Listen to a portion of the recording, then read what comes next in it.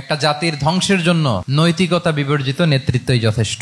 আপনার বাবা নেতা ছিল, আপনি ছেলে তো আপনি নেতা, এটাকে নেতৃত্ব বলে না। আপনি যদি মানুষকে প্রভাবিত করবার ক্ষমতা হাসিল করেন, মানুষের কাজে আসেন, আপনাকে যদি সমাজে কাজে লাগে, আপনি মানুষকে সাপোর্ট করেন, তখন আপনি নেতা হয়ে ওঠেন।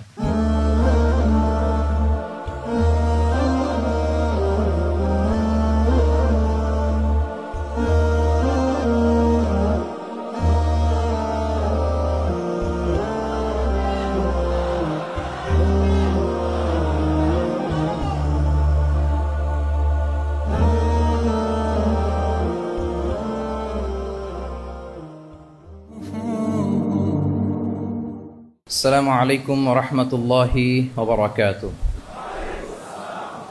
نحمده ونصلي على رسوله الكريم. أما بعد فأعوذ بالله من الشيطان الرجيم. بسم الله الرحمن الرحيم.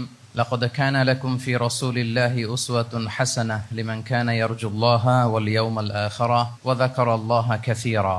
صدق الله العظيم. رب اشرح لي صدري ويسر لي أمري واحلل عقدة من لساني يفقه قولي. মিনার চট্টগ্রাম বিশ্ববিদ্যালয়ের আয়োজনে আজকের এই সিরাত প্রোগ্রামে আপনারা যারা উপস্থিত হয়েছেন তাদের সবাইকে জানাচ্ছি আন্তরিক শুভেচ্ছা এবং মোবারকবাদ। আহলান ওয়া সাহলান ওয়া মারহাবান বিকুম ফি হাযাল লিকা আত-তাইয়িব আল মুবারাক। আমরা শুরুতে আল্লাহ রাব্বুল ইজ্জা ওয়াল জালালের দরবারে শুকরিয়া জ্ঞাপন করছি, যিনি আমাদেরকে আজকের এই চমৎকার সন্ধ্যায় চট্টগ্রাম বিশ্ববিদ্যালয়ের সমাজ বিজ্ঞান অনুষদের এই চমৎকার অডিটোরিয়ামে আল্লাহ রাসূল সাল্লাল্লাহু আলাইহি ওয়া আলিহি ওয়াসাল্লামের পবিত্র সিরাত থেকে কিছু আলোচনা শুনবার জন্য আমাদেরকে একত্রিত হওয়ার সুযোগ করে দিয়েছেন। আমরা সবাই কালিমাতুশ শুকর পড়ে নিচ্ছি আলহামদুলিল্লাহ। যে টপিকটির উপর আজকের সিরাত প্রোগ্রামে কিছু কথা আমি উপস্থাপন করবার চেষ্টা করব সেটা হচ্ছে প্রফেটিক লিডারশিপ, অর্থাৎ নবুবী নেতৃত্ব। আল্লাহ রাসূল সাল্লাল্লাহু আলাইহি ওয়াসাল্লামের নেতৃত্বের ধরন কেমন ছিল, কৌশলগুলো কেমন ছিল, স্ট্র্যাটেজি কেমন ছিল, রূপরেখা কেমন ছিল, এবং সেখান থেকে লেসন নিয়ে বর্তমান নেতৃত্বকে আমরা কিভাবে আরো ডেভেলপ করতে পারি, ইমপ্রুভ করতে পারি, এ নিয়ে সামান্য কিছু কথা আজকের এই প্রোগ্রামে আমি উপস্থাপন করার চেষ্টা করব ইনশাআল্লাহ বিইذنিল্লাহ। তো মূল আলোচনাতে যাওয়ার আগে আমাদের শুরুতে নেতৃত্ব জিনিসটা কি, what is leadership, what is the essence of leadership, এই বিষয়টা ক্লিয়ার হইতে হবে। এটা ক্লিয়ার হলে আমরা পুরো আলোচনাটা খুব ভালো করে উপভোগ করতে পারবো ইনশাআল্লাহ। আমি অডিয়েন্সের মধ্য থেকে শুনতে চাই যে নেতৃত্ব বলতে আমরা আসলে কি বুঝি, হোয়াট ইজ লিডারশিপ। লিডারশিপ মানে অন্যকে প্রভাবিত করবার ক্ষমতা, এটাই হচ্ছে মূলত লিডারশিপ। নেতৃত্ব মানে আপনার যদি অন্যকে ইনফ্লুয়েন্স করার ক্ষমতা থাকে, আপনার যদি মানুষকে ম্যানেজ করার ক্ষমতা থাকে, প্রভাবিত করবার ক্ষমতা থাকে, এটাই বেসিকলি লিডারশিপ। যদি আমরা অন্যকে প্রভাবিত করতে পারি তাহলে বাই ডিফল্ট আমি নেতা হয়ে উঠি। এটা হচ্ছে লিডারশিপের মূল সংজ্ঞা বা প্রকৃত কথা। লেটস এ ক্লাস শেষে একজন তার বন্ধুদেরকে বলল চল খেলতে যাই, তো কেউ কেউ রাজি, আবার অনেকে রাজি না। সে কনভিন্স করা শুরু করলো, ফাইনালি সে সবাইকে কনভিন্স করে খেলতে নিয়ে গেল, এই যে লিডার হয়ে গেছে। ক্লিয়ার হয়েছে না ব্যাপারটা? তাহলে বেসিকলি অন্যকে প্রভাবিত করবার যে ক্ষমতা, এটাই হচ্ছে কি লিডারশিপ। যদি আমরা অন্যকে প্রভাবিত করতে পারি, ইনফ্লুয়েন্স করতে পারি। আমাদের সমাজে কিংবা রাষ্ট্রে আমরা যে সমস্যাগুলো দেখি এগুলো বেসিকলি পোর লিডারশিপের কারণে। Poor leadership, because of poor leadership. যদি যথাযোগ্য নেতৃত্ব আমরা তৈরি করতে পারতাম, যোগ্য নেতৃত্ব যদি আমরা হাজির করতে পারতাম, তাহলে এই সমস্যাগুলো থাকতো না। আমরা আল্লাহ রাসূল সাল্লাল্লাহু আলাইহি ওয়া আলিহি ওয়াসাল্লামের নেতৃত্বের গুণাবলীগুলো, যদি ওনার যে লিডারশিপ ট্রেডস, লিডারশিপ ফিচার্সগুলো আছে, এগুলো যদি আমরা খেয়াল করি তাহলে দেখবো যে এগুলো দিয়ে তিনি পুরো একটা জাতি, একটা ভূখণ্ডের জীবনধারা পাল্টে দিয়েছিলেন। তাহলে নেতৃত্বের দিক থেকে অ্যাজ এ লিডার তিনি কতটা সফল, এটা খুব ক্লিয়ার আমাদের কাছে। আমরা এখন দেখার চেষ্টা করব যে রাসূল সাল্লাল্লাহু আলাইহি ওয়াসাল্লামের লিডারশিপটা আসলে কোন ধরনের লিডারশিপ ছিল, কোন ধরনের নেতৃত্ব ছিল, এবং সেখান থেকে বর্তমান সময়ে আমরা কি করে যুগোপযোগী নেতৃত্ব তৈরি করতে পারি। প্রথম যেটা বলতে হবে সেটা হচ্ছে আল্লাহ রাসূল সাল্লাল্লাহু আলাইহি ওয়া আলিহি ওয়াসাল্লামের নেতৃত্বটা ছিল সার্ভেন্ট লিডারশিপ। সার্ভেন্ট লিডারশিপ মানে হচ্ছে কাজের মধ্য দিয়ে নেতা হওয়া। বেসিক্যালি আপনি যখন মানুষের কাজে লাগবেন বা কাজে আসবেন তখনই আপনি নেতা। যদি আপনাকে সমাজে কোনো কাজে না লাগে, সমাজে যদি আপনি রেলেভেন্ট হতে না পারেন, কাউকে সাপোর্ট করতে না পারেন, গাইড করতে না পারেন, তাহলে তো নেতা হয়ে ওঠা আপনার পক্ষে সম্ভব হবে না। তাহলে যদি কাজে লাগা যায় মানুষের, আপনি যদি কাজে লাগেন, আপনি যদি মানুষের উপকারে আসেন, তাহলে by default you are a leader. If you are society oriented, if you are people oriented, if you are service oriented, by default you are a leader. আমরা যদি আল্লাহ রাসূল সাল্লাল্লাহু আলাইহি ওয়া আলিহি ওয়াসাল্লামের জীবনের দিকে একটু খেয়াল করি, তাহলে দেখবো যে নবী হওয়ার আগেও কিন্তু আল্লাহ রাসূল সাল্লাল্লাহু আলাইহি ওয়াসাল্লামের এই ক্যারেক্টারিস্টিক্স গুলো ছিল, এই ফিচার গুলো ছিল। উনি মানুষের অনেক কাজে এসেছেন, তিনি মানুষকে সাপোর্ট করতেন, বিপদে তাদের পাশে দাঁড়াতেন, তাই না? তিনি তো অফিসিয়ালি 40 বছর বয়সে নবী হলেন, যদিও আল্লাহর এলেমে তিনি অনেক আগে থেকেই নবী। কিন্তু দুনিয়াতে আল্লাহ রাসূল সাল্লাল্লাহু আলাইহি ওয়াসাল্লাম যখন 40 বছর বয়সে উপনীত হলেন, তখনই তো হেরা গুহায় নাজিল হলো, ইকরা বিসমি রাব্বিকাল্লাযী খালাক, read in the name of your lord who has created. এই যে 5টা আয়াত নাজিল হলো, উনি নিয়ে আসলেন, কাঁপতে লাগলেন। খাদিজা রাদিয়াল্লাহু তাআলা আনহার কাছে বললেন যে মনে হয় আমি মারা যাব, আমাকে কম্বল চাপা দাও, আমার ভয় লাগছে, আমি কাঁপছি। তখন খাদিজা রাদিয়াল্লাহু তাআলা আনহা ওনাকে আশ্বস্ত করলেন, ওয়াল্লাহি লা ইউখজিকাল্লাহু আবাদা, আপনি ভয় পাবেন না, আল্লাহ আপনাকে অপদস্থ করবেন না। ইন্নাকা লা তাসিলুর রাহিমা ওয়া তাসদুকুল হাদিসা, নিশ্চয় আপনি আত্মীয়তার সম্পর্ককে বজায় রাখেন, আপনি সবসময় সত্য কথা বলেন। ওয়া তাহমিলুল কাল্লা, আপনি মানুষের বোঝা বয়ে দেন। ওয়া তাকসিবুল মা'দুমা, যার উপার্জন করার কোনো সক্ষমতা নেই তার জন্য আপনি উপার্জন করেন, তাকে আপনি ফিনান্সিয়াল সাপোর্ট করেন। ওয়া তাকরিউদ দাইফা, আপনি মেহমানকে খাওয়ান। ওয়া তুঈনু আলা নাওয়াইবিল হক, সত্য যেখানে বিপন্ন সেখানে আপনি সত্যের বীর সেনানী হয়ে দাঁড়িয়ে যান। তো এই ফিচার যাদের মধ্যে থাকে, এমন ব্যক্তিত্বকে আল্লাহ তাআলা কখনোই অপমান করতে পারেন না। আপনি চিন্তিত হবেন না, ডোন্ট ওয়ারি অ্যাবাউট ইট, কোনো ভয় নাই, কোনো চিন্তা নাই, আপনি আশ্বস্ত হন। তাহলে দেখেন, এই যে 6টা গুণের কথা খাদিজা রাদিয়াল্লাহু তাআলা আনহা বললেন, এগুলো কিন্তু রাসূল সাল্লাল্লাহু আলাইহি ওয়াসাল্লাম নবী হওয়ার আগের গুণ। অর্থাৎ 40 বছর বয়সে তিনি উপনীত হওয়ার আগেই ওনার এই অভ্যেস ছিল যে উনি অন্যের বোঝা বইয়ে দিতে হেল্প করতেন, মানুষকে সাপোর্ট করতেন। যার উপার্জন করার সুযোগ নাই, ক্ষমতা নাই, তাকে তিনি উপার্জন করে দিতেন, মানে তাকে ফিনান্সিয়ালি সাপোর্ট করতেন, মেহমান খাওয়াতেন। তার মানে নবী হওয়ার আগেই উনি জনকল্যাণমূলক কাজে নিজেকে সম্পৃক্ত রেখেছেন। মানুষকে তিনি সাপোর্ট করতেন, মানুষকে হেল্প করতেন, উনি মানুষের কাজে লাগতেন। আর যে মানুষের কাজে লাগে, মানুষের উপকারে আসে, জনকল্যাণমূলক কাজে নিজেকে সম্পৃক্ত রাখে, বাই ডিফল্ট সে নেতা, বাই ডিফল্ট সে কি নেতা হয়ে যায়। তাহলে to serve before to lead, নেতৃত্ব এটা আসলে পজিশনের সাথে সম্পৃক্ত না, ইটস অল অ্যাবাউট ইনফ্লুয়েন্স। আপনার বাবা নেতা ছিল, আপনি ছেলে, তো আপনি নেতা, এটাকে নেতৃত্ব বলে না। আপনি যদি মানুষকে প্রভাবিত করবার ক্ষমতা হাসিল করেন, মানুষের কাজে আসেন, আপনাকে যদি সমাজে কাজে লাগে, আপনি মানুষকে সাপোর্ট করেন, তখন আপনি নেতা হয়ে ওঠেন। তাহলে রাসূল সাল্লাল্লাহু আলাইহি ওয়াসাল্লামের লিডারশিপটা যদি বুঝতে হয়, প্রথম কথা হচ্ছে ওনার লিডারশিপের প্যাটার্নটা ছিল সার্ভেন্ট লিডারশিপ, মানে সার্ভিস দেওয়ার মধ্য দিয়ে উনি নেতা বনে গেছেন। নবী হওয়ার আগেই ওনার মধ্যে এই ট্রেড ছিল, উনি মানুষকে সার্ভিস দিতেন। আরবিতেও একটা কথা আছে, সাইয়্যিদুল কওমি খাদিমুহুম, মানে যিনি সমাজের নেতা তিনি হবে সমাজের সবচেয়ে বড় খাদেম। যিনি নেতা হবেন তিনি সমাজের সবচেয়ে বড় কি হবেন? খাদেম হবেন। আমি টোটাল 12টা পয়েন্ট আলোচনা করবার চেষ্টা করবো ইনশাআল্লাহ। প্রথম পয়েন্টটা হচ্ছে সার্ভেন্ট লিডারশিপ, মানে to serve before to lead. নেতা হওয়ার আগে খাদেম হইতে হবে। কি হইতে হবে? খাদেম হইতে পারলে আপনি বাই ডিফল্ট নেতা। তাহলে আল্লাহ রাসূল সাল্লাল্লাহু আলাইহি ওয়া আলিহি ওয়াসাল্লামের নেতৃত্বের প্রথম কথা হচ্ছে ওনার লিডারশিপ প্যাটার্নটা ছিল সার্ভেন্ট লিডারশিপ। এটা হচ্ছে নাম্বার 1। 2 নাম্বার কথা হচ্ছে নেতৃত্বের জন্য যেটা লাগে সেটা হচ্ছে কম্পিটেন্স। কিছু কম্পিটেন্স লাগে, এর মধ্যে অন্যতম কম্পিটেন্স হচ্ছে এলোকোয়েন্স, বাগ্মিতা, বক্তব্যের পারঙ্গমতা, এটা লাগে। মানে যিনি নেতা হবেন তিনি কথা বলতে জানতে হবে, কথা বলতে পারতে হবে। এবার বলেন তো, আল্লাহ রাসূল সাল্লাল্লাহু আলাইহি ওয়াসাল্লামের এই কোয়ালিটিটা ছিল কি ছিল না? অসাধারণ কমিউনিকেশন স্কিল ছিল আল্লাহ রাসূল সাল্লাল্লাহু আলাইহি ওয়া আলিহি ওয়াসাল্লামের। এবং ওনার পাবলিক স্পিকিং এর যে কি দক্ষতা, আমরা ওনার বিভিন্ন বক্তব্যে, ওনার জুমার খুতবায়, ওনার বিভিন্ন আলোচনায়, বক্তব্যগুলো থেকে আমরা বুঝতে পারি। তাহলে নেতা হইতে হলে তার এলোকোয়েন্স লাগে, বাগ্মিতা লাগে। একজন মানুষ সর্বপ্রথম কোন জিনিসের প্রেমে পড়ে জানেন? কথার প্রেমে পড়ে। কিসের?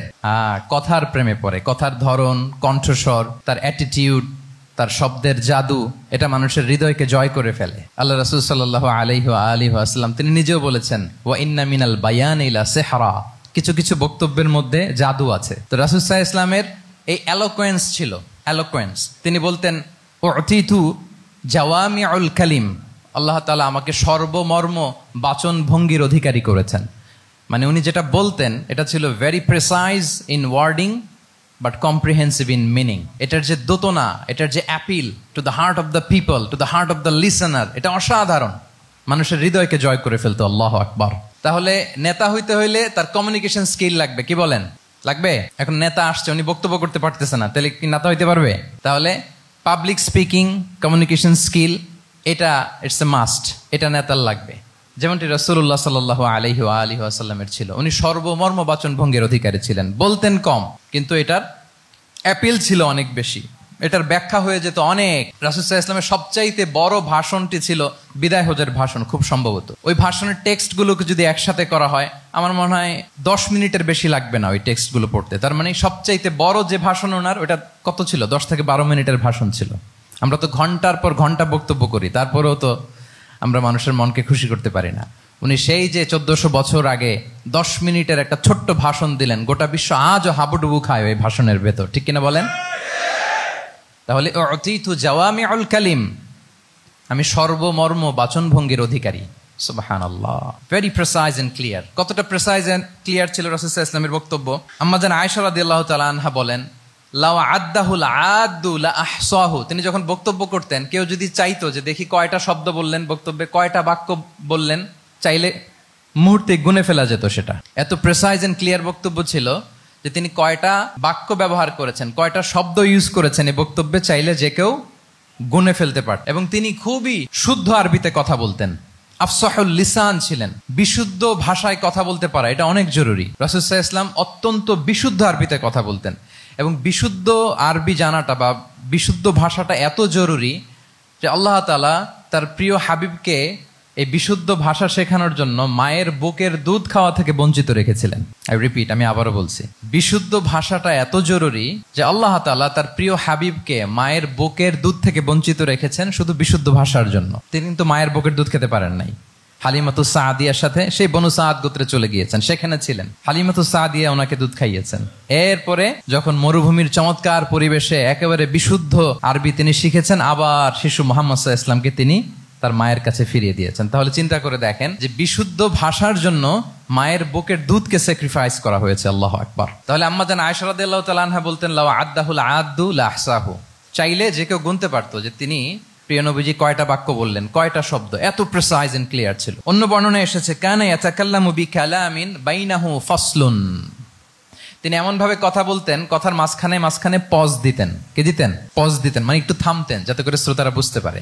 ইয়াতাকাল্লামু বিকালামিন বাইনাহু ফাসলুন, বলতে বলতে মাঝে মাঝে একটা পজ দিতেন যাতে সবাই বুঝতে পারে। ইয়াহফাযুহু মান জালাসা ইলাই, আশেপাশে যারা বসতো তারা সহজে এটা মুখস্থ করে ফেলতে পারে। পজ দিয়ে দিয়ে থেমে থেমে এত চমৎকার করে ওনার প্রেজেন্টেশন ছিল, বক্তব্য মালাগুলো ছিল, ফলে যারা শুনতেছে ইজিলি মুখস্থ করে ফেলতে পারত। এবং গুরুত্বপূর্ণ কথা তিনি এমফাসাইজ করতেন, 3 বার বলতেন। একবার তিনি বলতেছেন আত্তাকওয়া হা হুনা হা হুনা হা হুনা ওয়া ইউশিরু ইলা সাদরিহি সালাসা মাররাত, তাকওয়াকে তিনি এখানে রেফার করেছেন। আমরা তো মনে করি তাকওয়া সব ঢুকে গেছে এখানে, তাকওয়া ঢুকে গেছে টুপিতে, তাকওয়া ঢুকে গেছে জামাতে, এগুলো তাকওয়ার একটা নমুনা। কিন্তু আল্লাহ রাসূল সাল্লাল্লাহু আলাইহি ওয়াসাল্লাম বলেছেন তাকওয়া এখানে এখানে এখানে, এভাবে 3 বার তিনি ইঙ্গিত করেছেন। গুরুত্বপূর্ণ কথাকে তিনি এভাবে এমফাসাইজ করতেন। মাঝে মাঝে এমন আবেগঘন বক্তব্য উপস্থাপন করতেন, সাহাবারা অশ্রুসিক্ত হতো।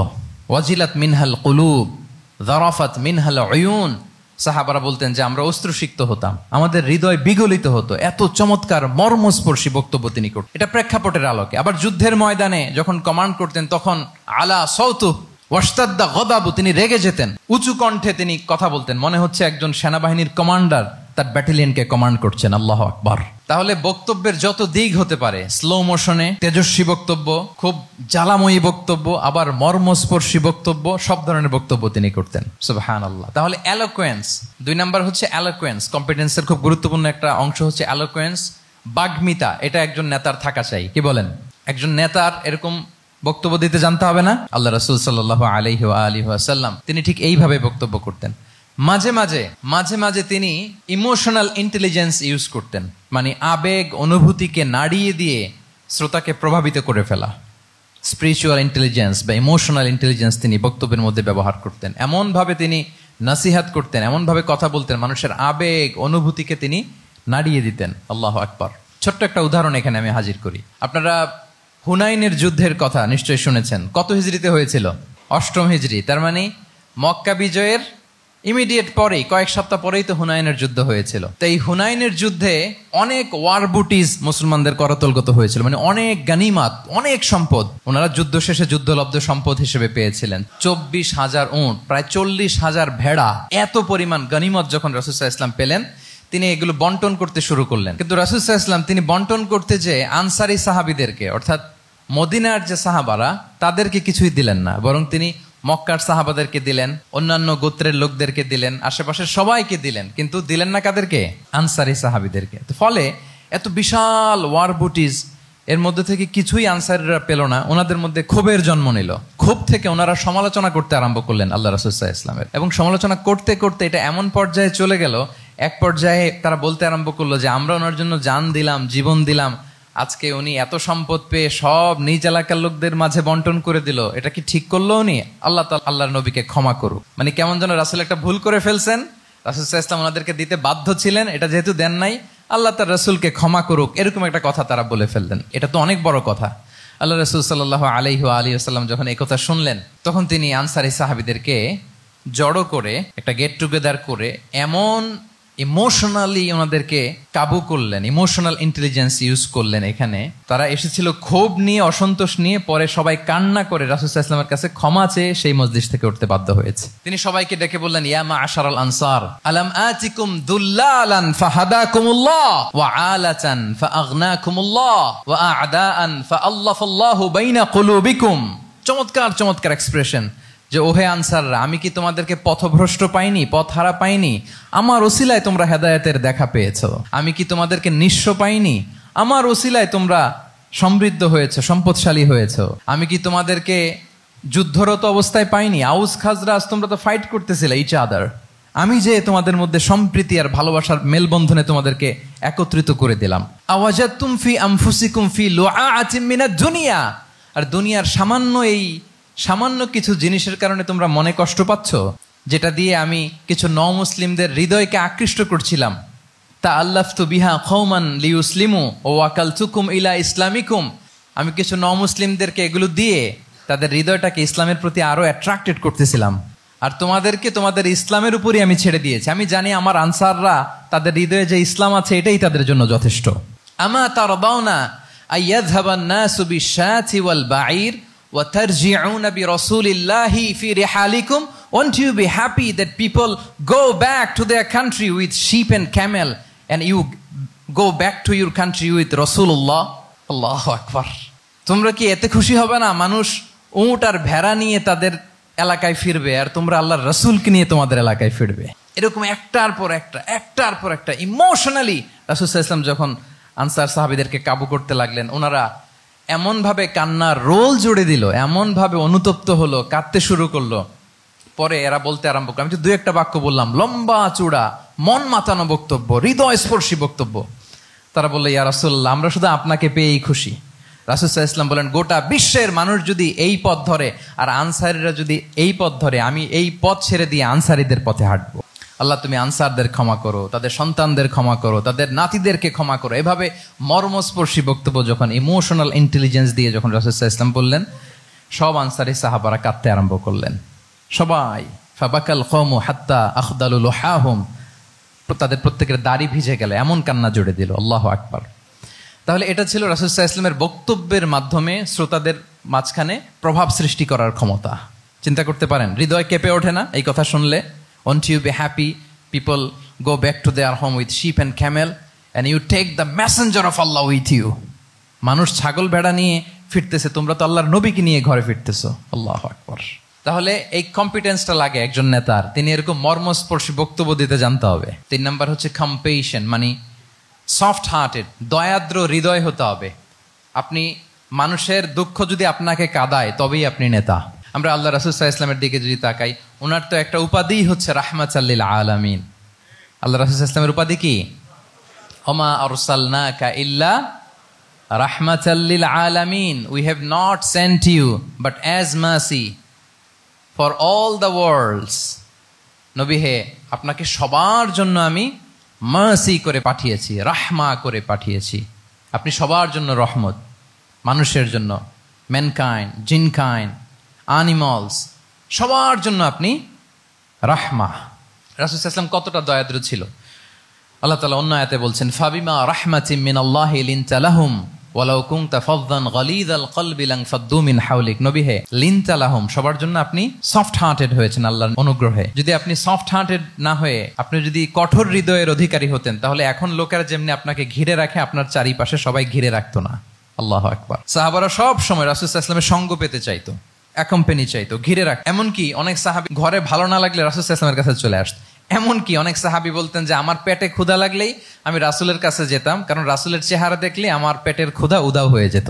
ফাবিমা রাহমাতিম মিনাল্লাহি লিনতা লাহুম। নবী হে, আল্লাহর অনুগ্রহে আপনি কোমলভাষী হয়েছেন। কোমল হৃদয়ের হওয়া, সফট হার্টেড হওয়া, দয়াদ্র চিত্তের হওয়া, এটা অন্যতম একটা লিডারশিপ ট্রেট। এত দয়াদ্র ছিলেন, আল্লাহ তাআলা বলছেন ফালাআল্লাকা বাখিউন নাফসাকা আলা আসারিহিম ইল্লাম ইউমিনু বিহাযাল হাদীসি আসাফা। রাসূল সাল্লাল্লাহু আলাইহি ওয়াসাল্লাম বারবার মক্কার কুরাইশদের কাছে যেত, বারবার কাফিরদের কাছে যেত, যেন তারা ঈমান আনে, যেন তারা খারাপ রাস্তা ছেড়ে দিয়ে ভালো রাস্তায় আসে। বারবার চিন্তা করতো যে ইস, কেন তারা লা ইলাহা পড়ে না, কেন তারা সত্যের পথে ফিরে আসে না। হায় রে, একটুর জন্য তো তারা সামান্য আমার কথাটা শুনলেই তো বেঁচে যেত, ইস একটু আমার কথা মানলেই তো জাহান্নাম থেকে বেঁচে যেত। এরকম অস্থির হয়ে তাদের পেছনে ছুটতেন। আল্লাহ তাআলা বলেছেন, নবী হে, আপনি ওদের পেছনে ছুটতে ছুটতে আপনি তো নিজেকেই শেষ করে দিবেন। বাখিউন নাফসাক, আপনি তো নিজের দিকে খেয়াল করছেন না, নিজের শরীরের দিকে খেয়াল করছেন না, নিজের স্বাস্থ্যের দিকে, সময়ের দিকে, আপনি পাগল পাড়া হয়ে তাদেরকে বাঁচানোর জন্য ছুটছেন। তাহলে কতটা দয়াদ্র কোমল হৃদয়ের অধিকারী হলে যে কাফেররা রাসূল সাল্লাল্লাহু আলাইহি ওয়াসাল্লামকে ফিজিক্যালি মেন্টালি এমন কোনো টর্চার নেই করে নাই, তাদের পিছনে পিছনে ছুটতেন তিনি। হায় রে, একটু যদি ইমানের রাস্তায় আনা যায়, কোনোভাবে যদি তাদেরকে বুঝিয়ে কনভিন্স করা যায়, তাহলে কম্প্যাশনেট, দয়ালু হওয়া, এটা নেতৃত্বের অন্যতম একটা গুণ। আপনার হৃদয়ে দয়া থাকতে হবে, মায়া থাকতে হবে সবার জন্য, কারণ নেতা তিনি তো সবার। লেটস সে বাংলাদেশের যিনি প্রধানমন্ত্রী হবেন, আরো রেলেভেন্ট হয়ে যাচ্ছে এখন কথা, সামনে তো নির্বাচন আসতেছে, সো কেউ না কেউ তো প্রধানমন্ত্রী হবে। তো উনি যখন প্রধানমন্ত্রী হবে ধরেন, উনি কি শুধু ওনার দলের প্রধানমন্ত্রী হবেন? তাহলে উনি 18 কোটি মানুষের প্রধানমন্ত্রী হবেন, ঠিক কিনা বলেন? তাহলে সবার জন্য ওনার হৃদয়ে দয়া, ভালোবাসা, এটা থাকার দরকার আছে না নাই? তিনি সবার প্রতি কোমল হৃদয়ের হইতে হবে, দয়াদ্র হইতে হবে। প্রধানমন্ত্রী উনি শুধু নিজ দলের প্রধানমন্ত্রী নন, 18 কোটি মানুষের প্রধানমন্ত্রী। তাহলে সফট হার্টেড হইতে হবে। রাসূল সাল্লাল্লাহু আলাইহি ওয়াসাল্লামের মধ্যে এটা ছিল। সবসময় তিনি মাজলুমদের পাশে থাকতেন।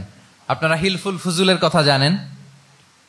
ওনার বয়স যখন 35, ইয়ামানের এক ব্যবসায়ী আসছিল মক্কায় ব্যবসা করতে। পণ্য বিক্রির পরে আস ইবনে ওয়াইল নামে এক দুষ্ট জালেম, সে পণ্য নিয়ে বলে, আমরা এই এলাকার লোক, আমরা দাম দিব না, কি করতে পারো করো। এই লোক কান্না জুড়ে দিল। তার কান্না দেখে রাসূল সাল্লাল্লাহু আলাইহি ওয়াসাল্লামের হৃদয়ে দয়া হলো। তিনি ওনার চাচা জুবাইর ইবনে আব্দুল মুত্তালিব সহ ওনার মতো যারা ইয়াং স্টার আছে সবাইকে নিয়ে একটা সংঘ করলেন। এটাই তো হালাফুল ফুদুল, মূলত নাম হচ্ছে হালাফুল মুত্তাইয়িবিন।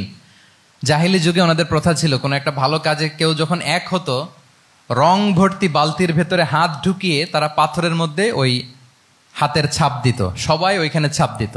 ফলে কাইন্ড অফ কভেনেন্ট, এটা একটা চুক্তির মতো, যে আমরা চুক্তিবদ্ধ হলাম, এগ্রিমেন্ট করলাম যে আমরা সবাই এক। তো রাসূল সাল্লাল্লাহু আলাইহি ওয়াসাল্লাম ওনার মতো ইয়াংস্টারদেরকে নিয়ে এই হালাফুল মুত্তাইয়িবিন বা হালাফুল ফুদুল করেছেন। এবং এটার মূল কথা ছিল, মূল স্লোগান ছিল নাহনু মাআল মাজলুম দিদ্দা যালিম, আমরা সবসময় মাজলুমের পক্ষে থাকবো, জালিমের বিপক্ষে। এটা ছিল হিলফুল ফুজুলের কি মূল শিক্ষা। এভাবে সব সময় তিনি মাজলুমদের সাথে ছিলেন। শ্রমিক সাহাবীদেরকে বড্ড ভালোবাসতেন, শ্রমজীবীদেরকে বড্ড ভালোবাসতেন। এমনকি বিদায় হজের মতো এরকম গুরুত্বপূর্ণ ভাষণও শ্রমজীবীদের কথা বাদ যায়নি, গরিবদের কথা বাদ যায়নি। আরিকাআকুম আতঈমুহুম মিম্মা তাআকুলুন ওয়ালবাসুহুম মিম্মা তালবাসুন। খবরদার, সেদিনও বলেছিলেন সেই বিদায় হজের ভাষণে, তোমরা তোমাদের শ্রমজীবী লোকদের কথা ভুলে যেও না, তোমাদের স্টাফদের কথা, তোমাদের দাস দাসীদের কথা। তোমরা যা খাবে সেখান থেকে তাদেরও খাওয়াবে, তোমরা যে পোশাক পরবে সেখান থেকে তাদেরও পোশাকের ব্যবস্থা করবে। আল্লাহু আকবার। তাহলে রাহমাতাল লিল আলামিন, তিনি ছিলেন কম্প্যাশনেট, দয়ালু হৃদয়ের অধিকারী। 4 নম্বরে হচ্ছে ইন্টিগ্রিটি। ইন্টিগ্রিটি মানে সততা, নৈতিকতা থাকতে হবে। এটা অন্যতম একটা লিডারশিপ ট্রেট। এটার বড় ক্রাইসিস এখন ইন্টিগ্রিটির। রাসূল সাল্লাল্লাহু আলাইহি ওয়াসাল্লামের লিডারশিপটা ছিল এথিক্যাল লিডারশিপ, কিন্তু এইটার অনেক বড় ক্রাইসিস আমাদের সমাজে, আমাদের নেতৃত্বের মাঝে। কি বলেন? নৈতিকতার ঘাটতি আছে না? নৈতিকতা বিবর্জিত নেতৃত্ব, এটা দিয়ে কিছুই হয় না। একটা জাতির ধ্বংসের জন্য নৈতিকতা বিবর্জিত নেতৃত্বই যথেষ্ট। এজন্য নৈতিকতা লাগবে, ইন্টিগ্রিটি, সততা। আমরা যদি আল্লাহ রাসূল সাল্লাল্লাহু আলাইহি ওয়াসাল্লামের নেতৃত্বের দিকে তাকাই, ওনার সততা, ওনার সত্যবাদিতা, ওনার আমানতদারিতা নিয়ে যদি আমরা একটু সিরাতের পরতে পরতে খেয়াল করি, এমনকি নবী হওয়ার আগে যদি খেয়াল করি, তাহলে দেখব যে মক্কার লোকেরা আল্লাহ রাসূল সাল্লাল্লাহু আলাইহি ওয়াসাল্লামকে আস-সাদিক, আল আমিন উপাধিতে ভূষিত করেছেন। সুবহানাল্লাহ, মানে সত্যবাদী, ট্রুথফুল এন্ড ট্রাস্টওয়ার্দি। স্বয়ং মক্কার লোকেরা, মক্কার মুশরিকরা রাসূল সাল্লাল্লাহু আলাইহি ওয়াসাল্লামকে উপাধি দিয়েছিলেন আল আমিন। কি উপাধি দিয়েছিলেন? আল আমিন। তার মানে কখনো মিথ্যা বলেননি, কখনো আমানতের খেয়ানত করেননি। যখন আয়াত নাজিল হলো ওয়া আনজির আশিরাতাকাল আকরাবিন, হে নবী আপনি আপনার নিকট আত্মীয়দেরকে সতর্ক করুন জাহান্নামের আযাবের, তিনি সাফা পাহাড়ের চূড়ায় উঠে গেলেন, ডাকতে আরম্ভ করলেন, ও মক্কার লোকেরা, ও আমার আত্মীয়রা, আমি যদি বলি এই পাহাড়ের পেছনে একদল ঘোড় সাওয়ার সশস্ত্র ব্যাটালিয়ন তোমাদেরকে এখনই অ্যাটাক করবে, তোমরা কি বিশ্বাস করবে? আকুনতুম মুসাদ্দিকিয়া, আমার কথা বিশ্বাস করবে? মক্কাবাসী এক বাক্যে কি বলেছিল জানেন? তারা বলেছিল নাম, অবশ্যই বিশ্বাস করবে। কেন বিশ্বাস করবে? বলে যে মা জাররাবনা আলাইকা ইল্লা সিদকা, we have never ever experienced a single lie from you in our life. আমরা জীবনে কোনোদিন তোমার মিথ্যা বলতে শুনি নাই। আল্লাহু আকবার। কি নিঃসংকোচ স্বীকৃতি এলাকার লোকদের। এইটা আমাদের সমাজে অনেক বড় ক্রাইসিস, আমানতদারিতা, ট্রাস্টওয়ার্দিনেস। সো এখান থেকে আমাদের শিখতে হবে, অনেক কিছু রিভাইজ করতে হবে আমাদেরকে। এই যে নতুন বাংলাদেশের চমৎকার সময় এসেছে, আর 54 বছরও হয়তো আমরা এই সুযোগ পাবো না। এজন্য আমাদেরকে শিখতে হবে রাসূল সাল্লাল্লাহু আলাইহি ওয়াসাল্লামের যে ইন্টিগ্রিটি, ওনার যে ট্রাস্টওয়ার্দিনেস, এই আমানতদারিতা থেকে আমাদেরকে শিখতে হবে। তাহলে নেতাকে আস্থার জায়গা তৈরি করে নিতে হয়। রাসূল সাল্লাল্লাহু আলাইহি ওয়াসাল্লাম এটা ধীরে ধীরে তৈরি করেছেন। আপনারা জানেন যে উনি নবুয়তের আগে পার্টনারশিপে বিজনেস করতেন খাদিজা রাদিয়াল্লাহু তাআলা আনহার সাথে, মানে খাদিজা রাদিয়াল্লাহু তাআলা আনহার ইনভেস্টমেন্ট আর উনি শ্রম দিতেন। তো উনি সিরিয়াতে গিয়েছেন পণ্য নিয়ে, মালামাল নিয়ে।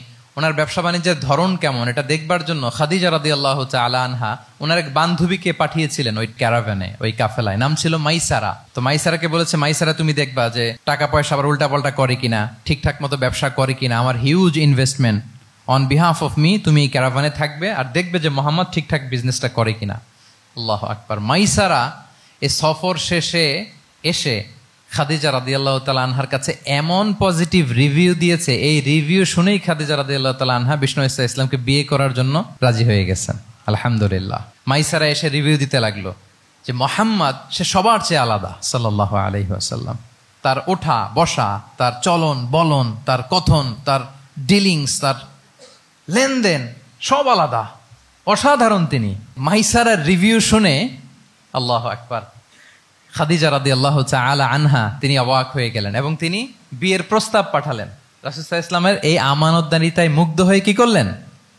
বিয়ের প্রস্তাব পাঠালেন। তাহলে কি পরিমাণে ট্রাস্টওয়ার্দিনেস ওনার ছিল। আরো মজার ব্যাপার হচ্ছে, মক্কার কুরাইশরা, মক্কার লোকেরা রাসূল সাল্লাল্লাহু আলাইহি ওয়াসাল্লামের কাছে এসে আমানতের সম্পদ গচ্ছিত রাখতো।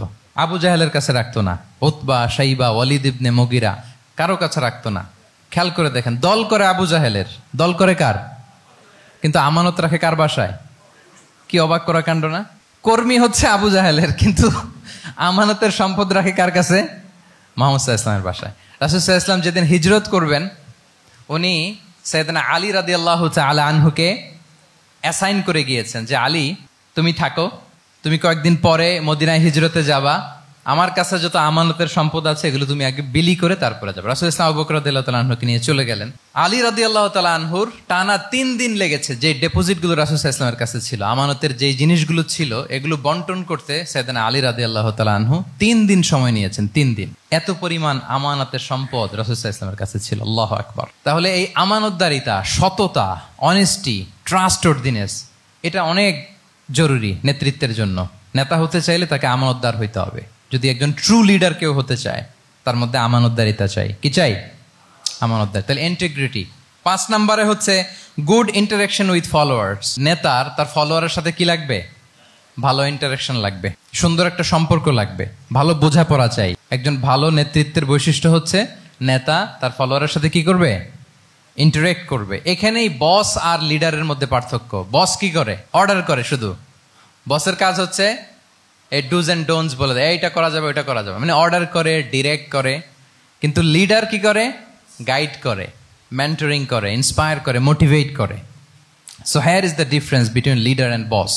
তাহলে বসই হওয়া যাবে না। নেতা হইতে চাইলে বসই হওয়া যাবে না। You have to interact with your followers. আপনার ফলোয়ারের সাথে ইন্টারাকশন লাগবে, তবেই আপনি নেতা। আমরা দেখি রাসূল সাল্লাল্লাহু আলাইহি ওয়াসাল্লামের কেমন ইন্টারাকশন ছিল। রাসূল সাল্লাল্লাহু আলাইহি ওয়াসাল্লাম যে কোনো বড় ডিসিশনে সাহাবাদের সাথে কনসালটেশন করতেন, পরামর্শ করতেন, তারপরে সিদ্ধান্ত নিতেন। ওয়াশাবিরহুম ফিল আমর, এই আয়াতের ভিত্তিতে তিনি সবার সাথে কি করে নিতেন? সাহাবাদের সাথে পরামর্শ করে নিতেন। আপনারা দ্বিতীয় হিজরির যে বদরের যুদ্ধের কথা জানেন, বদরের প্রান্তরটা মদিনা থেকে প্রায় 130 কিলো দক্ষিণ পশ্চিমে। তো ওখানে গেলেন মদিনা থেকে তিনি। যাওয়ার পরে এক জায়গায় তিনি সেনা ক্যাম্প স্থাপন করলেন। স্থাপন করার পরে হাব্বাব ইবনুল মুনজির রাদিয়াল্লাহু তাআলা আনহু তিনি জিজ্ঞেস করলেন, ইয়া রাসূলুল্লাহ, এই যে আপনি এই জায়গায় বদরের প্রান্তরে সেনা শিবির স্থাপন করলেন, সেনা ক্যাম্প স্থাপন করলেন, এটা কি আল্লাহর দেখিয়ে দেয়া কোনো জায়গা নাকি আপনার ইচ্ছায়? তিনি বললেন, আমানজিলান আনসালাকাল্লাহু লাইসা লানা আন নাতাকদ্দামাহু ওয়ালা নাতাআখারা আনহু। এটা কি একেবারে ফিক্সড আল্লাহর পক্ষ থেকে ওহী যে এখানেই শিবির স্থাপন করতে হবে, নাকি আমহুয়া রায়ু ওয়াল হারবু ওয়াল মাকিদা, নাকি এটা যুদ্ধের কৌশল হিসেবে আপনি নিজ থেকে করেছেন? রাসূল সাল্লাল্লাহু আলাইহি ওয়াসাল্লাম বললেন, না, এটা কোনো ওহী না, আমার কাছে মনে হয়েছে, আমার যে অ্যানালিসিস, আমার মনে হয়েছে বদরের যুদ্ধে এখানেই আমাদের পজিশনিংটা হইলে ভালো হয়। হাব্বাব ইবনে মুনজির রাদিয়াল্লাহু তাআলা আনহু বলেন, না, ইদান লাইসা হাযা বিমানসিল ইয়া রাসূলুল্লাহ, তাহলে এইখানে যদি আপনার নিজ থেকে আপনি এটা ডিসাইড করেন, আমি আপনার অনুমতিক্রমে বলতে চাই ইয়া রাসূলুল্লাহ, এটা সুন্দর জায়গা হয়নি। সুন্দর জায়গা হয়নি? তাহলে কোথায়? হাব্বাব বললেন, ওইখানে, ওই যে বদরের একটা কুয়া আছে, এখানে পানির সোর্স আছে, আমরা যদি ওইখানে একটা ব্লকেট দিয়ে দাঁড়াতে পারি, তাহলে কোরাইশরা এসে আর পানি খেতে পারবে না, ওরা পানি না খেয়েই মরবে, যুদ্ধেও মরবে, পানির অভাবেও মরবে। আল্লাহু আকবার। এক মুহূর্ত দেরি করলেন না রাসূল সাল্লাল্লাহু আলাইহি ওয়াসাল্লাম। এই অপিনিয়ন পাওয়ার সাথে সাথেই বললেন, এই সেনা ক্যাম্প এখান থেকে উঠে হাব্বাব যেখানে বলেছে ওইখানে যে সেনা শিবির স্থাপন করো। এক সেকেন্ডও দেরি করেন নাই। তাহলে কোনো ইগোইস্টিক ঝামেলা ছিল না, ভেরি অ্যাকোমোডেটিভ ছিলেন রাসূল সাল্লাল্লাহু আলাইহি ওয়াসাল্লাম। আমরা অনেক সময় নতুন কোনো কথা শুনলে, কোনো রিফর্ম শুনলে, শ্রোতাদের মধ্যে থেকে কিছু একটা শুনলে আটকে উঠি, চেঞ্জ করতে চাই না, রিজিড হয়ে থাকে। এই রিজিডিটি রাসূল সাল্লাল্লাহু আলাইহি ওয়াসাল্লামের মধ্যে ছিল না, ভেরি অ্যাকোমোডেটিভ ছিলেন, ইজিলি ওপেন আপ করতে পারতেন। মুহূর্তেই বলেন, ঠিক আছে, আমি যেখানে করেছি আসলে ঠিক হয়নি, হাব্বাব যেখানে বলেছে সবাই ওখানে যে সেনা ক্যাম্প স্থাপন করো। আল্লাহু আকবার। উনি চাইলে বলতে পারতেন, এই হাব্বাব, তুমি কি আমার চেয়ে বেশি বুঝো? আমি তো নবী, তুমি আমার উম্মাহ, আমার কাছে ওহী আসে। কোনো ধরনের আর্গুমেন্টে না যে সরাসরি রাসূল সাল্লাল্লাহু আলাইহি ওয়াসাল্লাম এটাকে মেনে নিলেন। আল্লাহু আকবার। তাহলে এই যে ইন্টারাকশন, দেখেন কত চমৎকার ইন্টারাকশন ছিল সাহাবীদের সাথে রাসূলুল্লাহ সাল্লাল্লাহু আলাইহি ওয়াসাল্লামের। তাহলে good interaction with your followers, এটা জরুরি। আমরা যদি খন্দকের ঘটনা দেখি, খন্দকের যে পরীক্ষা খনন করা হয়েছিল, এটা কিন্তু কোনো মদিনার বা মক্কার কোনো আরাবিয়ান সাহাবাদের কাছ থেকে এই পরামর্শ আসেনি। এসেছে কার কাছ থেকে? সালমান আল ফারিসি, বাড়ি কই? সেই ইরান, ইয়ামান না, ইরানে। উনি হি ওয়াজ পার্সিয়ান, উনি ইরান থেকে আসছে।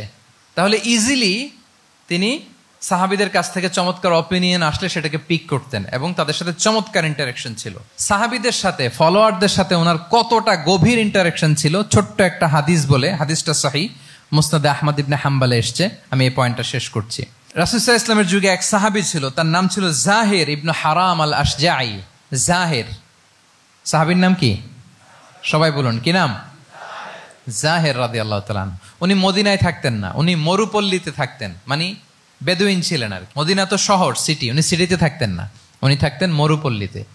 ওখানে তিনি অর্গানিক ফলমূল, শাকসবজি চাষ করতেন। রাসূল সাল্লাল্লাহু আলাইহি ওয়াসাল্লাম ওনার এই অর্গানিক ফলমূল আর শাকসবজি খুব পছন্দ করতেন। ফলে উনি প্রায় সেই মরুপল্লী থেকে রাসূল সাল্লাল্লাহু আলাইহি ওয়াসাল্লামের জন্য অর্গানিক ফ্রেশ ফ্রুট আর শাকসবজি মদিনায় নিয়ে আসতেন এবং এগুলো ফ্রিতে দিতেন রাসূল সাল্লাল্লাহু আলাইহি ওয়াসাল্লামকে অ্যাজ এ গিফট। উপহার হিসেবে রাসূল সাল্লাল্লাহু আলাইহি ওয়াসাল্লামকে মরুপল্লী থেকে চাষ করে আনা ফলমূল শাকসবজি দিতেন। আর কিছু শাকসবজি ফলমূল তিনি মদিনার বাজারে বিক্রি করতেন। তো একবার তিনি এসে রাসূল সাল্লাল্লাহু আলাইহি ওয়াসাল্লামকে অর্গানিক এই ফ্রুটগুলো দিয়ে বাকিগুলো মদিনার বাজারে বিক্রি করতেছেন। রাসূলুল্লাহ সাল্লাল্লাহু আলাইহি ওয়াসাল্লাম বাজার ভ্রমণে গেলেন, যে দেখে ওই তো জাহের, উনি আবার কানা রজুলান দামিমান, একটু কুৎসিত দেখতে, একটু খাটো কুৎসিত শ্যামবর্ণের ছিলেন। তো ওনাকে দেখেই রাসূল সাল্লাল্লাহু আলাইহি ওয়াসাল্লাম পিছন থেকে এরকম ঝাপটে ধরলেন। উনি তো দেখতে পারতেছেন না কে ধরলো। উনি বলে, মান হাদা আরসিলনি, এই ছাড়ো ছাড়ো, কে কে, এই কোন লোক আমারে ধরলো? ছাড়ো ছাড়ো করে অস্থির। যখন পিছনে ফিরে দেখে আল্লাহ রাসূল সাল্লাল্লাহু আলাইহি ওয়াসাল্লাম, এখন আর ছাড়াছাড়ি করে না, এখন ওনার পিঠটা রাসূল সাল্লাল্লাহু আলাইহি ওয়াসাল্লামের বুক মোবারকের দিকে আরো লাগাই দিচ্ছে এইভাবে। সুবহানাল্লাহ। এতক্ষণ বলে, এই কে, ছাড়ো ছাড়ো।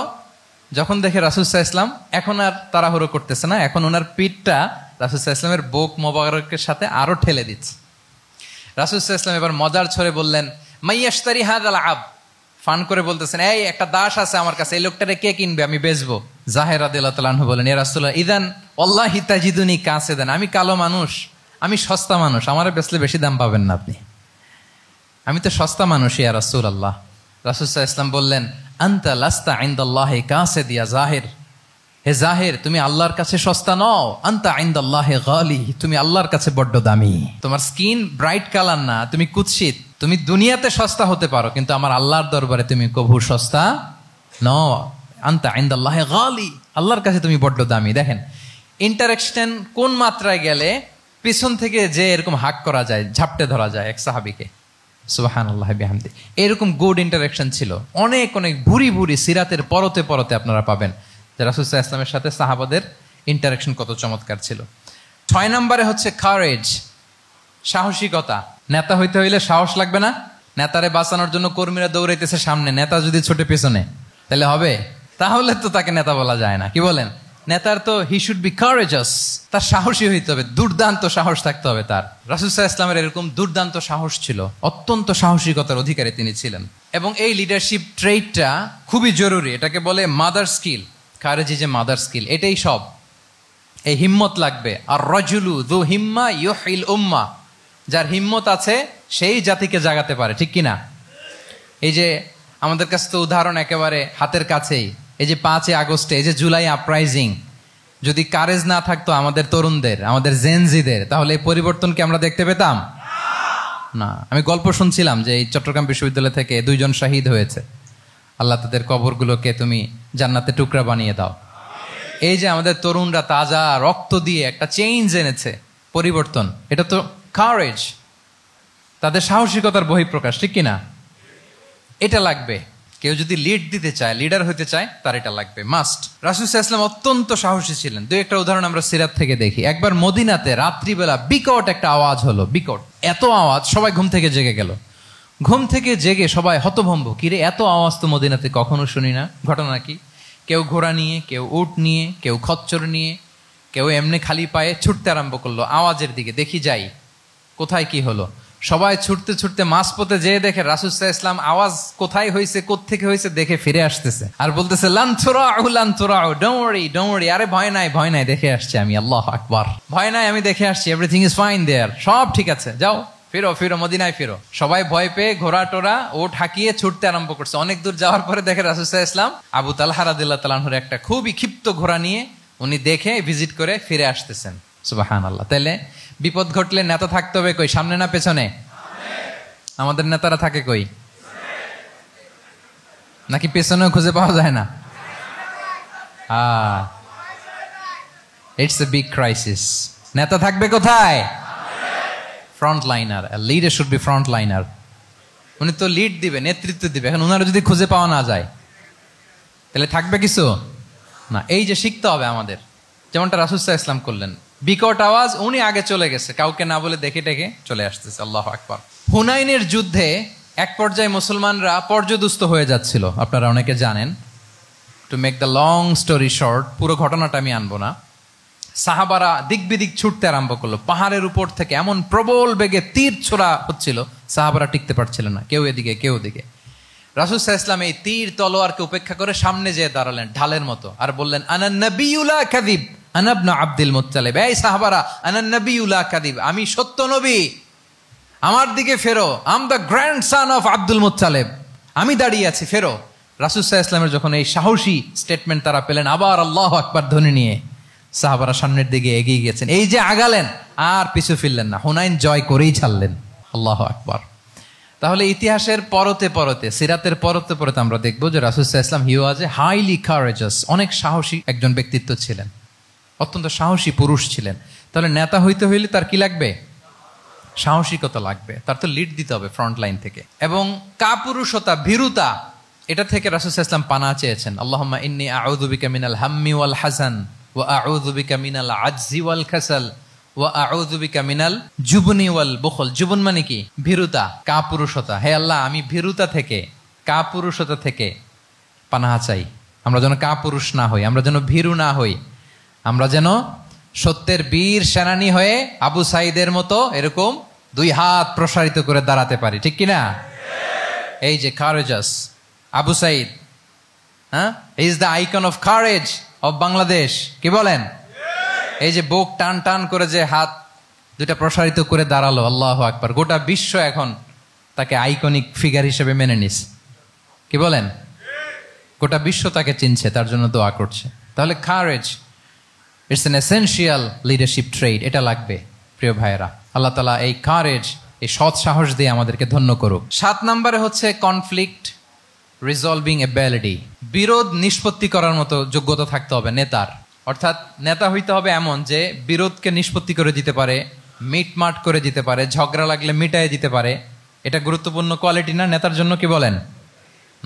রাসূল সাল্লাল্লাহু আলাইহি ওয়াসাল্লামের কিন্তু এটা ছিল, বিরোধ নিষ্পত্তি করা। রাসূল সাল্লাল্লাহু আলাইহি ওয়াসাল্লাম মক্কা থেকে মদিনায় যে 1 ঘন্টায় বছরের পর বছর চলে আসা যুদ্ধ, they use to fight each other, Aws and Khazraj, 1 ঘন্টায় যুদ্ধ থামাই দিয়েছেন। আল্লাহু আকবার। He was a very good mediator and arbitrator. রাসূল সাল্লাল্লাহু আলাইহি ওয়াসাল্লাম অত্যন্ত ভালো মধ্যস্থতাকারী ছিলেন, ভালো মধ্যস্থতাকারী তিনি ছিলেন। তিনি থামিয়ে দিতে পারতেন, বিরোধকে থামাতে পারতেন। আপনারা জানেন যে মক্কায় একবার সম্ভবত অগ্নিকাণ্ডের কারণে কাবা ঘর জ্বলে গিয়েছিল, ধ্বংস হয়েছিল, কিছু অংশ নষ্ট হয়ে গিয়েছিল। কাবাকে রিনোভেট করা হয়েছিল, ফলে কাবার একটা কর্নারে যে ব্ল্যাক স্টোন কর্নার, রুকনুল হাজারিল আসওয়াদ, হাজরে আসাদ পাথরকে সরিয়ে রাখা হয়েছিল। এখন কাবা যখন পুনর্নির্মাণ শেষ, ওই হাজরে আসওয়াদ পাথরকে আবার তার জায়গায় রাখা হবে। কিন্তু কে রাখবে? সবাই রাখতে চায়, সব দলের নেতারা বলে আমরা রাখবো। এক দলের নেতা বলে যে আমি রাখবো, এটা অনেক very prestigious and dignified issue, এই প্রেস্টিজ আমরা কাউকে নিতে দিব না। আরেক দলের নেতা বলে না, আমাদের পাওয়ার বেশি, আমরা রাখবো। আরেক দলের নেতা বলে যে না, এটা আমাদেরই।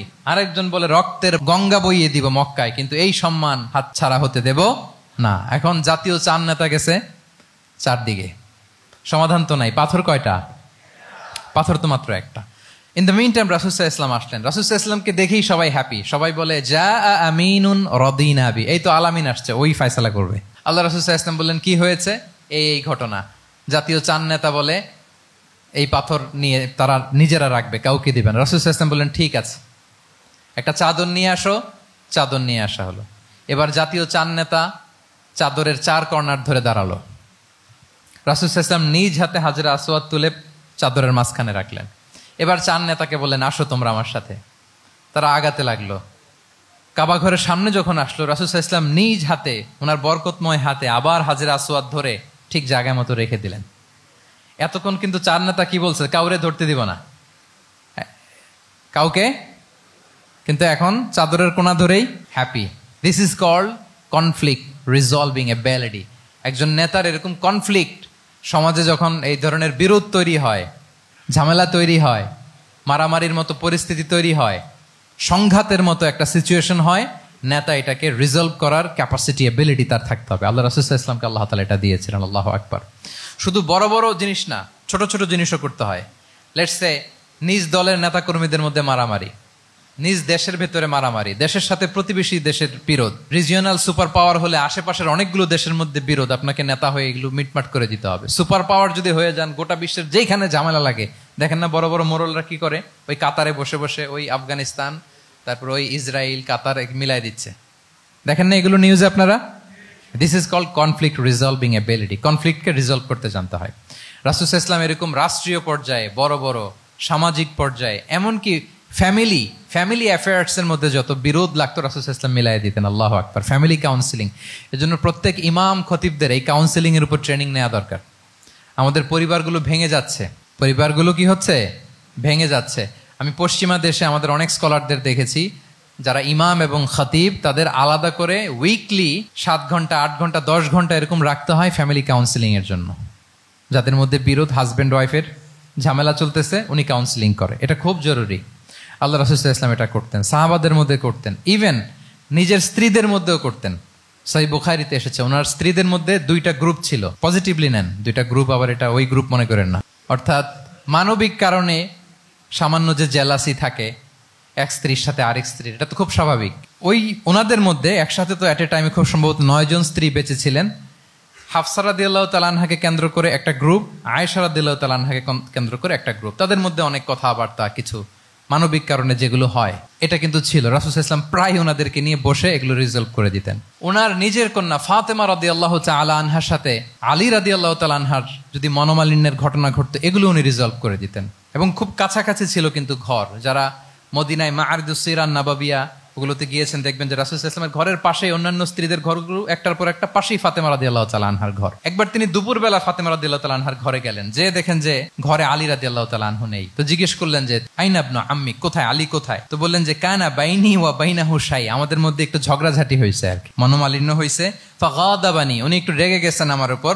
ফাখারাজা ফালাম ইয়াকিল ইনদি, প্রত্যেকদিন খাওয়ার পরে তো এখানেই কাইলুলা করে, আজকার ঘরে কাইলুলা করে নাই, কই যেন চলে গেছে। তো কোথায় গেল? রাসূল সাল্লাল্লাহু আলাইহি ওয়াসাল্লাম লোক পাঠালো, খুঁজে দেখো আলী কোথায়। আলী রাদিয়াল্লাহু তাআলা আনহু উনি মনের কষ্ট নিয়ে মসজিদে নববীর মধ্যে শুয়ে আছেন। রাসূল সাল্লাল্লাহু আলাইহি ওয়াসাল্লাম খুঁজতে খুঁজতে মসজিদে নববীর ভেতরে গেলেন, দেখলেন যে উনি যে শুয়ে আছে, ওনার গায়ের জামাটা এক পাশে পড়ে আছে আর বালুর মধ্যে ওনার শরীর পড়ে আছে। তো উনি ডাকলেন, কুম ইয়া আবা তুরাব, কুম ইয়া আবা তুরাব, হে বালির বাবা আলী, বালির বাবা আলী ওঠো ওঠো। মজা করে বললেন যে ইয়া আবা তুরাব, যেহেতু বালি লেগে আছে গায়ে, বালির বাবা আলী ওঠো। ওখান থেকে ধরে এনে ফাতেমা রাদিয়াল্লাহু তাআলা আনহার কাছে নিয়ে দুইজনকে পাশে বসিয়ে এই যে আবার মিটমাট। এটা ছিল রাসূল সাল্লাল্লাহু আলাইহি ওয়াসাল্লামের ডেইলি বেসিসে একটা অ্যাক্টিভিটি। কনফ্লিক্ট তিনি রিজলভ করে দিতেন। সহিহ বুখারীতে একটা অধ্যায় আছে কিতাবুস সুলহি ফিল বুখারীতে, বুখারীতে আছে কিতাবুস সুলহ, এটার নাম, অধ্যায়টার নাম হচ্ছে কিতাবুস সুলহ, মানে মীমাংসা করে দেওয়ার অধ্যায়। একটা পরিচ্ছেদ আছে, পরিচ্ছেদের নাম হচ্ছে বাবু কওলিল ইমামি লি আসহাবিহি ইযহাবু বিনা নুসলিহ বাইনাহুম। রাসূল সাল্লাল্লাহু আলাইহি ওয়াসাল্লাম প্রায় বলতেন যে আমাকে নিয়ে যাও, আমি মিলাই দিব। ঝগড়া ঝাঁটি মারামারির কথা শুনলে রাসূল সাল্লাল্লাহু আলাইহি ওয়াসাল্লামের বিখ্যাত ডায়লগ এটা, উনি বলতেন আরে ঝগড়া, ইযহাবু বিনা, আমি আছি, আমারে নিয়ে যাও, আমি মিলাই দিব, আমাকে নিয়ে যাও, আমি সংশোধন করে দিব। আল্লাহু আকবার। তাহলে কনফ্লিক্ট রিজলভিং এবিলিটি এটা একজন নেতার থাকা চাই। 8 নম্বরে হচ্ছে visionary. A leader should be futuristic, সময়ের আগে চলতে পারা, এটা নেতার কাজ। He should see beyond the boundary, out of the box. তাকে আউট অফ দ্য বক্স চিন্তা করতে হবে। কর্মীরা যদ্দূর দেখে এরপর থেকে নেতা দেখা শুরু করবে, তখন সেই হয়ে উঠবে নেতা। এটাকে বলে ভিশনারি। এই ট্রেডটা একটা লিডারশিপ ট্রেড, খুব গুরুত্বপূর্ণ লিডারশিপ ট্রেড, মানে ফারসাইটেডনেস থাকা, দূরদর্শিতা থাকা, ফিউচারিস্টিক অ্যাটিটিউডের হওয়া, সময়ের আগে চলতে পারা, মানে আগ থেকে আন্দাজ করতে পারা। রাসূল সাল্লাল্লাহু আলাইহি ওয়াসাল্লামের মধ্যে এটা ছিল। কেমন ছিল? ওনার দুই একটা উক্তি আমি কয়েকটা হাদিস শেয়ার করি। তিনি বলতেন ইন্নাল্লাহা যাওয়ালি আল আরদা ফারাআইতু মাশআরিকাহা ওয়া মাগারিবাহা ওয়া ইন্না মুলকা উম্মতি সায়াবলুগু মুলকুহা মা যুবিয়ালি মিনহা। আল্লাহ তাআলা এই পৃথিবীটাকে ফোল্ড করে ছোট রেপ্লিকা বানিয়ে আমার সামনে তুলে ধরেছেন। ফারাআইতু মাশারিকাহা ওয়া মাগারিবাহা, আমি পৃথিবীর প্রাচ্য পাশ্চাত্য সবটুকুন দেখেছি, আর আমি যদ্দূর দেখেছি ঠিক তদ্দূর জায়গায় আল্লাহ তাআলা লা ইলাহার বাণী পৌঁছে দিবে। পৃথিবীতে এমন কোনো জায়গা আছে যেখানে লা ইলাহার ধ্বনি উচ্চারিত হয় না? এমন কোনো জায়গা নেই। তার মানে ফিউচারিস্টিক, সে 1400 বছর আগের কথা, যে পৃথিবীর আনাচে কানাচে কোথাও বাকি থাকবে না, সব জায়গায় ইসলাম পৌঁছে যাবে। অন্য জায়গায় বললেন লায়াবলাগান্না হাযাল আমরু মা বালাগাল লাইলু ওয়ান নাহার ওয়ালা ইয়াতরুকুল্লাহু বাইতা মাদার ওয়ালা ওয়াবার ইল্লা আদখালাহুল্লাহু হাযাদ দ্বীন। এই ইসলাম যেখানে দিন হয় রাত হয়, পৃথিবীর যেখানে দিন রাত্রি সংঘটিত হয়, সব জায়গায় পৌঁছবে। এমন কোনো কাঁচা ঘর, পাকা ঘর, কোনো জঙ্গল, কোনো পাহাড়, কোনো ভূখণ্ড, এই পৃথিবীতে কোনো এমন কোনো জনপদ থাকবে না যেখানে ইসলামের বাণী পৌঁছবে না, সব জায়গায় পৌঁছে যাবে। আল্লাহু আকবার। তাহলে এটা হচ্ছে ফিউচারিস্টিক অ্যাটিটিউডের ব্যক্তিত্ব হওয়ার কারণে তিনি এমনটি বলেছেন। আগাম বুঝে ফেলতেন। আপনারা হুদাইবিয়ার সন্ধির কথা জানেন না? হুদাইবিয়ার ট্রিটির কথা শুনেছেন না? 1400 সাহাবা গিয়েছিলেন ওমরা করতে, ওরা ওমরা করতে দিবে না, সন্ধি করো। তো কি সন্ধি? বলে যে রসুল্লাহ লেখা যাবে না, মুহাম্মদ রসুল্লাহ, নো রসুল্লাহ, রসুল্লাহ কাটো। সাহাবিরা বলে আমরা কাটতে পারবো না। রাসূল ইসলাম বললেন না না, কেটে ফেলো, কাটা হলো। এই বছর ওমরা করতে পারবো না, সাহাবারা বলে আমরা মানি না। রাসূল ইসলাম বললেন এটাও মেনে নাও।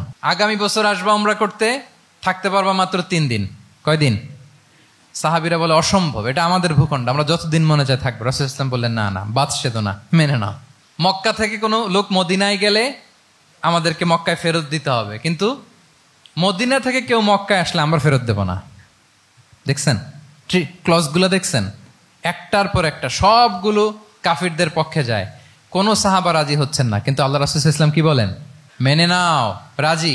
কারণ সাহাবারা তো অতটুক দেখতে পারতেছে না। বলেন 3 তালা উপর থেকে, 3 তালা ভবন থেকে একজন মানুষ যদ্দূর দেখে, 30 তালা ভবনের উপর থেকে কি ওইরকমই দেখে? পানোরামিক ভিউ দেখে, সে অনেক বড় করে দেখে। আর 3 তালা উপর থেকেই সামান্য কিছু দেখে। রাসূল সাল্লাল্লাহু আলাইহি ওয়াসাল্লাম অনেক দূর দেখতে পাচ্ছিলেন। তিনি চিন্তা করলেন কিছু বছর যদি আমাদের মধ্যে দাঙ্গা হাঙ্গামা যুদ্ধ বন্ধ থাকে, আমরা গ্লোবালি ইসলামকে ছড়াই দিতে পারবো। শান্তভাবে মদিনাতে একটা স্ট্রং ইসলামিক কমিউনিটি আমরা তৈরি করতে পারবো। আল্লাহু আকবার। এবং তিনি দেখতে পাচ্ছিলেন ইন্না ফাতাহনা লাকা ফাতহাম মুবিনা, এই হুদাইবিয়ার এই চুক্তি যেটা আদতে অ্যাপারেন্টলি মনে হচ্ছে সব আমাদের বিপক্ষে যায়, আসলে এইটাই আমাদেরকে ভূমি ধস জয় এনে দিবে। আল্লাহু আকবার। এবং সেটাই হয়েছে। 9 নাম্বার হচ্ছে রেজিলিয়েন্স। এটা একটা চমৎকার লিডারশিপ ট্রেট। রেজিলিয়েন্স মানে সংকট কাটিয়ে ঘুরে দাঁড়াবার সামর্থ্য, মানে যাকে কেউ থামাতে পারে না। আনস্টপেবল, কোনো কিছু তাকে থামাতে পারে না। লেগে থাকার মানসিকতা, টিকে থাকার মানসিকতা, সহজে হার না মানা, আবার ঘুরে দাঁড়ানো, এটার বলে রেজিলিয়েন্স। এই ক্যাপাসিটি, এই কোয়ালিটি রাসূল সাল্লাল্লাহু আলাইহি ওয়াসাল্লামের মধ্যে ছিল। হি ওয়াজ আনস্টপেবল, হ্যাভিং আনবিলিভেবল সাবর। কোনো কিছু রাসূল সাল্লাল্লাহু আলাইহি ওয়াসাল্লামকে থামাতে পারে নাই। পেরেছে? বলেন, পেরেছে কেউ থামাতে?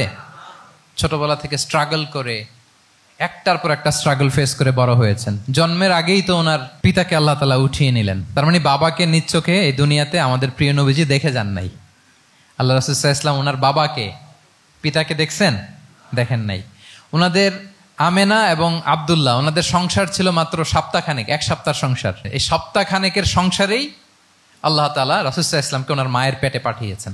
আব্দুল্লাহ চলে গেলেন ব্যবসায়, ফিরে আসার পথে ওখানেই মারা গেলেন, ইয়াসরিবে। তার মানে জন্মের আগেই বাবাকে হারালেন, ইয়াতিম হয়ে দুনিয়াতে আসলেন। এরপরে মাকে হারালেন, এরপরে দাদাকে হারালেন, এরপরে চাচাকে হারালেন। Physically, mentally torture, emotionally traumatise করার যত ধরন আছে কাফিররা করেছে, কোনো কিছু রাসূল সাল্লাল্লাহু আলাইহি ওয়াসাল্লামকে থামাতে পেরেছে? ওনার লাইফ থ্রেট ছিল। হিজরতের রাতে তো আল্লাহ তাআলা বললেন আজই যেতে হবে, না হলে হত্যার ষড়যন্ত্র হচ্ছে, ব্ল্যাক ম্যাজিক করা হয়েছে। রাসূল সাল্লাল্লাহু আলাইহি ওয়াসাল্লাম খাসির মাংস, খাসির যে বাজুর মাংস, এটা পছন্দ করতেন। খাইবারে এক ইহুদি নারী এই খাসির মাংসের মধ্যে বিষ মিশিয়ে, পয়জন দিয়ে রাসূল সাল্লাল্লাহু আলাইহি ওয়াসাল্লামকে খাইয়েছিল হত্যার জন্য, একটার পর একটা। বলেন, রাসূল সাল্লাল্লাহু আলাইহি ওয়াসাল্লামের মিশন থেকে এক চুল পরিমাণ ওনাকে পেছনে নেওয়া গিয়েছে? He was unstoppable. This is called resilience. একজন নেতার মধ্যে এই রেজিলিয়েন্ট মানসিকতা থাকতে হবে যে আমাকে কেউ থামাইতে পারবে না, আমরা আমাদের মঞ্জিলে মকসুদে যাবই, এই মেন্টালিটির হইতে হবে। এটা হচ্ছে একটা লিডারশিপ ট্রেট, রেজিলিয়েন্ট। 10 নম্বরে হচ্ছে স্ট্র্যাটেজিক লিডারশিপ। নেতার কৌশলী হতে হয়। তার যে লক্ষ্য, মিশন, ভিশন, এটা সে সুকৌশলে আদায় করে নিবে। শুধু স্ট্র্যাটেজি নিয়ে, রাসূল সাল্লাল্লাহু আলাইহি ওয়াসাল্লামের স্ট্র্যাটেজি নিয়ে সুদীর্ঘ আলোচনা হতে পারে। আমি 2-1টা স্ট্র্যাটেজির কথা বলি, 2-1টা ওয়ার স্ট্র্যাটেজি। যুদ্ধের ময়দানে উনি কি স্ট্র্যাটেজি অবলম্বন করতেন দেখেন। উনি যুদ্ধের ডিস্ট্রাকশনকে, ক্যাজুয়ালিটি মিনিমাইজ করবার জন্য ওনার নির্দেশনা থাকতো, খবরদার কোনো নারীর গায়ে হাত তুলো না যুদ্ধের ময়দানে, শিশুর গায়ে হাত তুলো না, কোনো পাদ্রীর গায়ে হাত তুলো না, উপাসনারত যে সন্ন্যাসীরা আছে তাদের গায়ে হাত তুলো না, ওই এলাকার গবাদি পশুগুলোকে মেরো না, গাছপালা ধ্বংস করো না, যারা তোমাদের বিরুদ্ধে তলোয়ার ধরেনি তাদেরকে অ্যাটাক করো না। আল্লাহু আকবার, হোয়াট এ স্ট্র্যাটেজি! এবং যুদ্ধ চলাকালীন সময়ে সব সৈনিককে উনি এক জায়গায় মোতায়েন করতেন না, 5 ভাগে ভাগ করে নিতেন। ডান পাশে মাইমানা, বাম পাশে মাইসারা, সামনে হচ্ছে মুকাদ্দিমাতুল জাইশ, মাঝখানে কালব, পেছনে খালফ। এইভাবে 5টা ব্যাটালিয়নে ভাগ করে তারপরে তিনি যুদ্ধ পরিচালনা করতেন। What a war strategy! বদরের যুদ্ধে যখন পৌঁছলেন মদিনা থেকে 130 কিলোমিটার দূরে, দূরে আফসা দেখা যায়, মরিচিকার মধ্যে দেখা যায় ওই যে মুশরিকরা ওখানে আসছে, কিন্তু তারা কতজন এটা তো বোঝা যায় না। তো কিছু ছেলে এই মরুভূমিতে থাকে, ওদেরকে পানি সরবরাহ করে। এদেরকে রাসূল সাল্লাল্লাহু আলাইহি ওয়াসাল্লাম জিজ্ঞেস করলেন যে কুরাইশরা যে আসছে তারা সংখ্যায় কত? এটা না জানলে তো উনি ওনার ওয়ার স্ট্র্যাটেজি ঠিক করতে পারবেন না, যুদ্ধের কৌশল। তো এরা বলে নাহনু লা নাদরি, আমরা জানি না কত। এখন এটা কিভাবে তিনি বের করবেন? সংখ্যায় তারা কত এটা তো আমাকে ফাইন্ড আউট করতে হবে। রাসূল সাল্লাল্লাহু আলাইহি ওয়াসাল্লাম বলেন যে ওরা কি খায়? বলে যে প্রতিদিন ওট জবাই করে খায়। তো রাসূল সাল্লাল্লাহু আলাইহি ওয়াসাল্লাম বলেন যে প্রতিদিন কয়টা ওট লাগে? বলে যে ইয়াউমান তিসআন ও ইয়াউমান আশরান। 2 দিন হয়েছে আসছে, তো প্রথম দিন দেখলাম 9টা জবাই করছে, আজকে দেখছি 10টা জবাই করছে। রাসূল সাল্লাল্লাহু আলাইহি ওয়াসাল্লাম বললেন ইদান আল কওমু মা বাইনা আত-তিসআমিয়া ওয়াল আলফ। তাহলে ওরা 900 থেকে 1000-এর মধ্যে। সুবহানাল্লাহ। এবার বলেন বদরের যুদ্ধে কুরাইশদের সংখ্যা ছিল কত? আল্লাহু আকবার, হোয়াট এ ওয়ার স্ট্র্যাটেজি! নমুনা দেখে বুঝে ফেলছেন কতজন তারা। এইভাবে রাসূল সাল্লাল্লাহু আলাইহি ওয়াসাল্লাম ওনার স্ট্র্যাটেজি নির্ধারণ করতেন। লোকেশন শেয়ার করতেন না। সুবহানাল্লাহ। কোথায় যাবেন বলতেন না, চলো চলো বলে ছুটতেছেন। কোথায় যাবেন উনি জানেন। অ্যাটাক করবেন এই দিকে, ডান দিকে। অ্যাটাক করবেন কোন দিকে? কিন্তু মদিনা থেকে বের হতেন বাম দিক দিয়ে। অ্যাটাক করবেন উত্তরে, মদিনা থেকে বের হতেন কোন দিক দিয়ে? দক্ষিণ দিক দিয়ে। যে রাতে হিজরত করবেন মদিনা উত্তর দিকে, উনি দক্ষিণ দিকে চলে গেছেন গারে সাউরে 3 দিন থেকে আগে, ওরা যাতে বুঝতে না পারে। সুবহানাল্লাহ। এটা ছিল রাসূল সাল্লাল্লাহু আলাইহি ওয়াসাল্লামের ওয়ার স্ট্র্যাটেজি। এবং সবাই যেই পথে মক্কা থেকে মদিনা যায় উনি কিন্তু ওই পথে যাননি। ক্যারাভেনগুলো, কাফেলাগুলো যেই পথে মক্কা থেকে মদিনা ইউজুয়াল রুট যেটা, যাননি। সাওয়াহেলি পথে, সাগরের পাশ দিয়ে স্পেশাল একজন গাইড ভাড়া করে তিনি গিয়েছেন। আল্লাহু আকবার। This is call strategy. তাহলে স্ট্র্যাটেজিক লিডারশিপ লাগবে, একজন নেতার স্ট্র্যাটেজিক প্ল্যানিং ঠিক করা লাগবে, এটা তাকে সামনের দিকে আগাতে অনেক সহায়তা করবে। 11 নম্বর, প্র্যাকটিক্যাল উইজডম, অর্থাৎ প্রজ্ঞা থাকতে হবে। একজন নেতা যে ডিসিশনগুলো সে মেক করবে এটা প্রজ্ঞায় সুসজ্জিত হইতে হবে। আল্লাহ রাসূল সাল্লাল্লাহু আলাইহি ওয়া আলিহি ওয়াসাল্লামের যতগুলো সিদ্ধান্ত ছিল, কাজ ছিল, কোনোটাই প্রজ্ঞা থেকে খালি ছিল না, সবগুলো ছিল প্রজ্ঞায় সমৃদ্ধ। ভুরি ভুরি উদাহরণ হাজির করা যেতে পারে। আমি 2টা উদাহরণ দিই, মাক্কি জীবনের একটা উদাহরণ দিই। রাসূল সাল্লাল্লাহু আলাইহি ওয়াসাল্লাম মক্কাতে নবুয়তের 5ম বছরে যখন নও-মুসলিম সাহাবাদের উপর অত্যাচারের মাত্রা মারাত্মক বেড়ে গেল, রাসূল সাল্লাল্লাহু আলাইহি ওয়াসাল্লাম সাহাবাদেরকে হিজরতে পাঠালেন। বলেন তো কোথায় পাঠিয়েছিলেন? সবাই বলুন।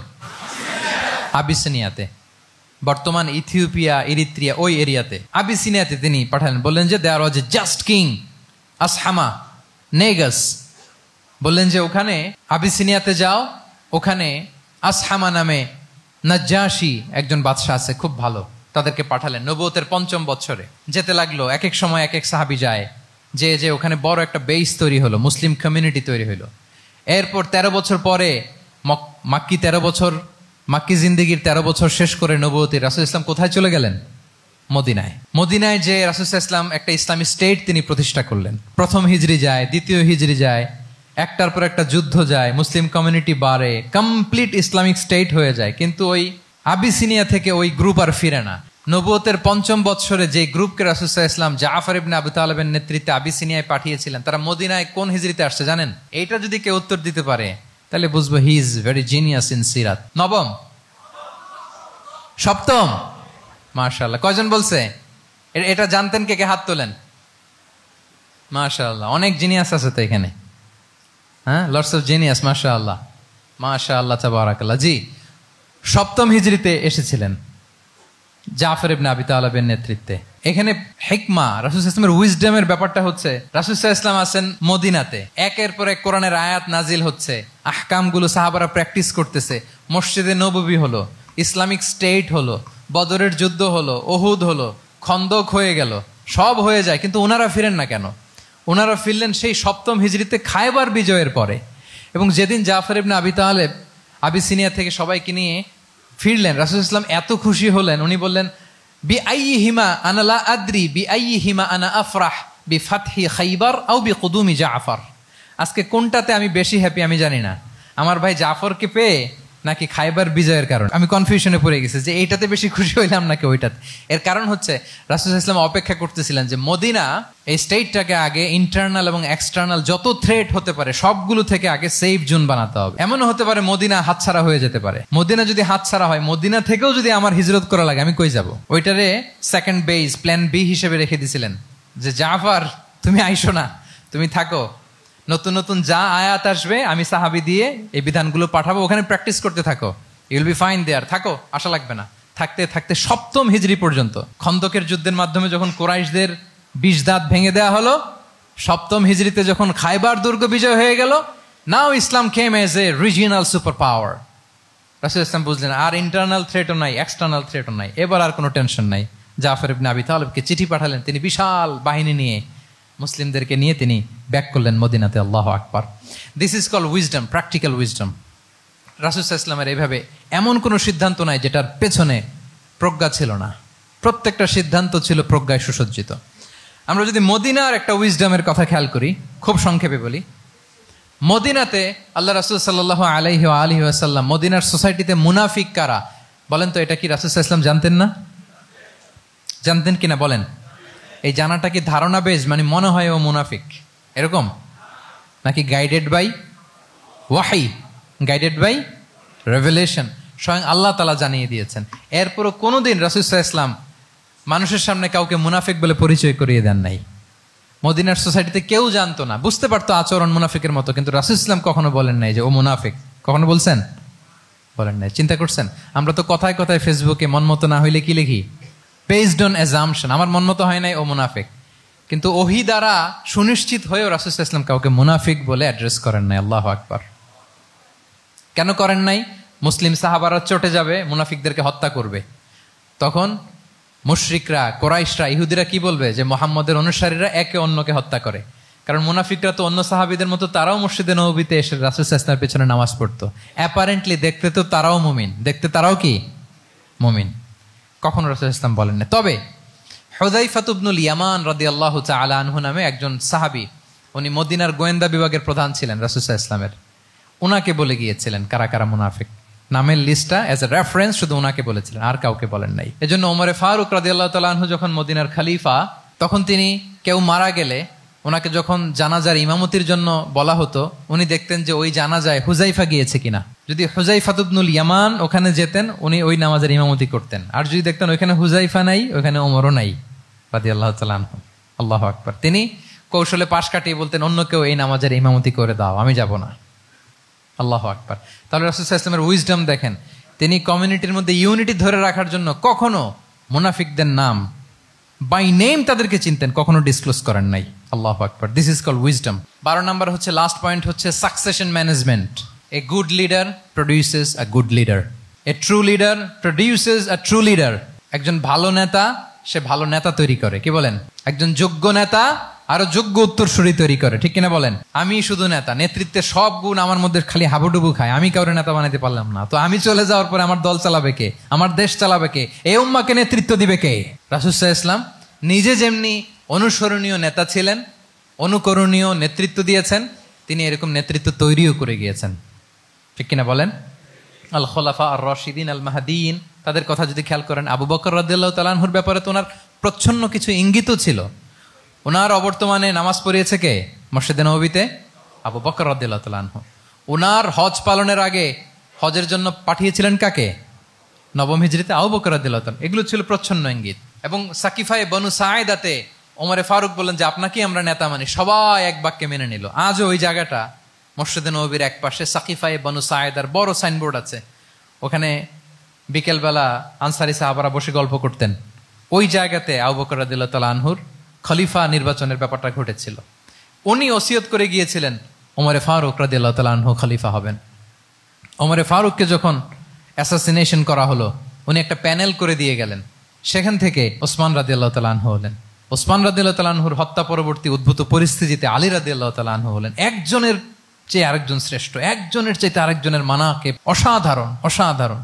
এই যে নেতৃত্ব রাসূল সাল্লাল্লাহু আলাইহি ওয়াসাল্লাম এটা জীবদ্দশায় তৈরি করেছেন। যার যেখানে ক্যাপাসিটি দেখেছেন তাকে ওই দিকে উদ্বুদ্ধ করেছেন।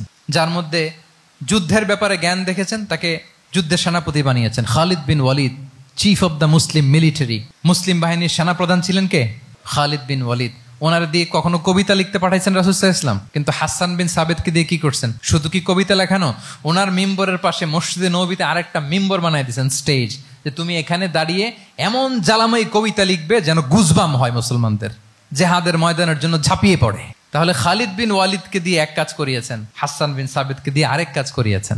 মুআয ইবনে জাবাল রাদিয়াল্লাহু তাআলা আনহু প্রশাসনিক কার্যক্রম ভালো বুঝতেন। মদিনা রাষ্ট্রের সবচাইতে বড় সিনিয়র আমলা ছিলেন মুআয ইবনে জাবাল, ইয়ামানের গভর্নর করে পাঠিয়েছেন। ওনার এটাতে যোগ্যতা ছিল। যার যেখানে তিনি প্রতিভা দেখেছেন ইসলামের কল্যাণে, রাসূল সাল্লাল্লাহু আলাইহি ওয়াসাল্লাম ওই প্রতিভাগুলোকে কাজে লাগিয়েছেন। এইভাবে ওনার সাকসেশন ম্যানেজমেন্টকে উনি গড়ে তুলেছেন।